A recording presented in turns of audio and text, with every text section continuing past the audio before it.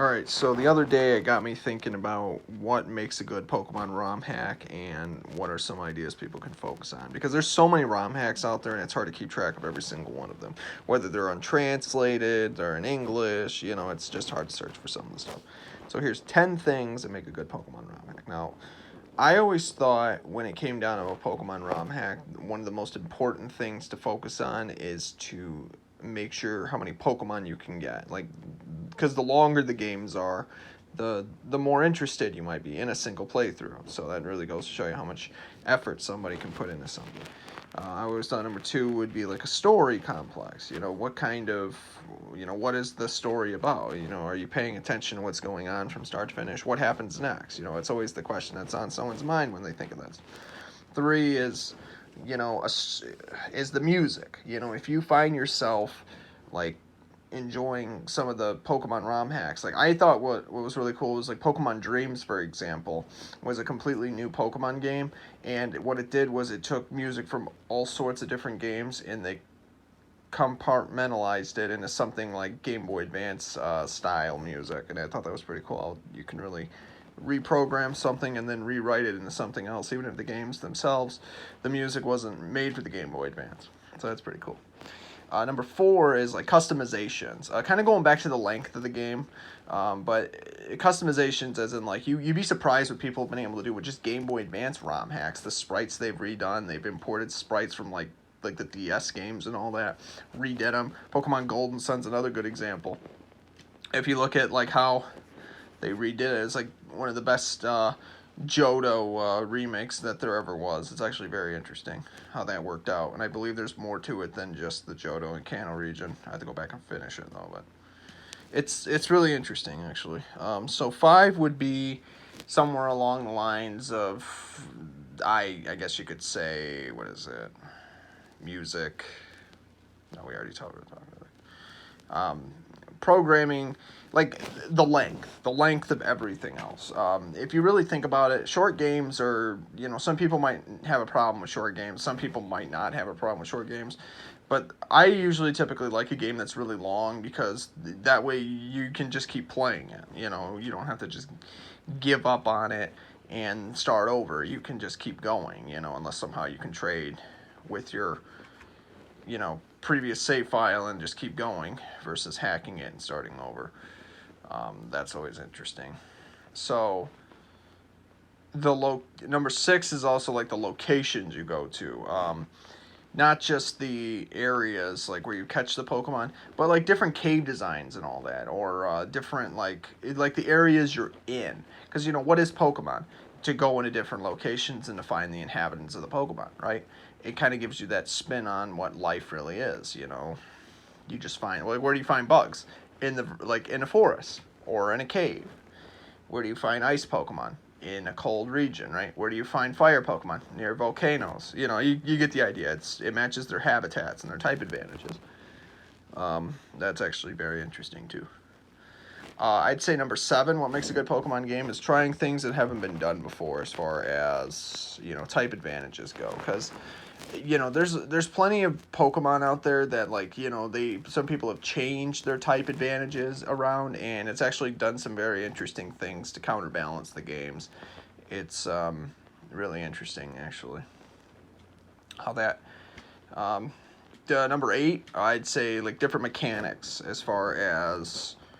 like what Pokemon's been well known for, because if you think about it, the mechanics are usually what makes a Pokemon game too. Like, for example, the completing the Pokedex, battling trainers, trading with people, raising your Pokemon, mini games. You know what I mean? Like, there's just so much there. Like, that gives off the ideology, the atmosphere, the story, and just the realism between a trainer bonding with their creatures. It's just really interesting and adorable, if you ask me.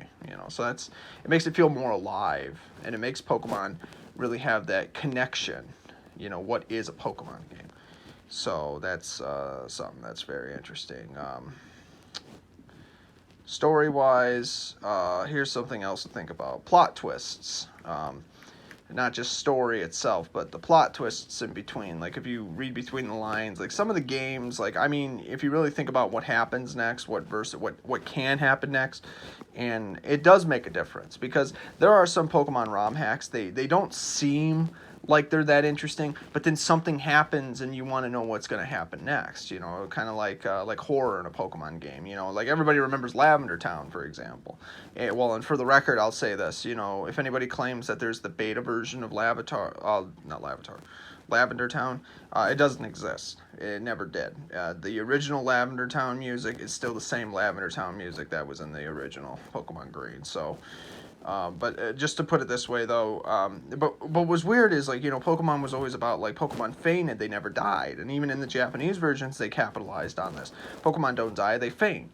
So, for there to be some Pokemon trainers and Pokemon that were unfortunate that they passed away, you know, that's actually kind of interesting, and that's very memorable, especially coming from... You know, and or even the idea that, you know, like Giovanni was a corrupt businessman and people bowed down to him because they didn't know how to stop him, and then here came Red, knocked him right out of the league and all that, and it just didn't know what to do after that. You know, made him really open his eyes up more. That just because you're rich and powerful doesn't mean you can't be a good person. You know, that's something to think about. And then it was how old was Red at that time? Like he was only like 10 years old at that time. It's actually very interesting how that fantasy played out like that. A child was teaching an adult something, and that stuck, right? So, there's many other considerabilities. How about the number of Pokemon, too? Not just the number of Pokemon as far as the Pokemon total, but like how many you can carry. Be an interesting concept because, you know, if you think about Pokemon in general, there's so many things that a lot of people don't take from it. And so there's so many ideas that haven't been done before, you know? Like one of my favorite, I don't even think this has been implemented yet, but in like Gen 3, for example, in the beta, you were supposed to be able to, in double battles, if Pokemon used two different moves, it would turn into a more powerful move. Moves that, they called it like a combination, teamwork moves. I believe, or something like that. It was actually very interesting. Like I never thought of it like that when it came down to playing Pokemon games. That's actually very interesting indeed. So that made me think about a lot of stuff. So as far as Pokemon goes, I will definitely say this: if we can find ways to implement these kind of mechanics, that'd be interesting too. I want to know how much. Oh yeah, and the boxes too. People need, if you're gonna make Game Boy Advance Pokemon games where there's only like, you know, you're gonna put like Gen 8 Pokemon in it, make sure you increase the box total numbers too, so that way people can actually catch all the Pokemon. They don't have to catch and release them all, if that's the thing still. Yeah, that'd be interesting. So, not only that, but we need more legendaries, more lore wise. Going to places we've never gone before and trying to implement what that might mean. Because if we do that, the locations, the stories, the characters, the creatures, it all intertwine somehow, and it really brings up more meaning about what happens next, what has happened, and what are the guardians that watch the world. Like, because again, if you're a Pokemon fan like I have, a legendary Pokemon, that's what a legendary Pokemon is. They all have some kind of a backstory, and they're all like guardians on standby watching for something to happen, and then they act on it because of what they can do based on their powers, their location, who they are, based on what the people themselves say about the legends. You know, it's very interesting. So, something like that. That's just to kind of get you thinking. If you're interested in making a Pokemon game, thought I'd just share my thoughts. If you're interested in this kind of thing, tell me what you think.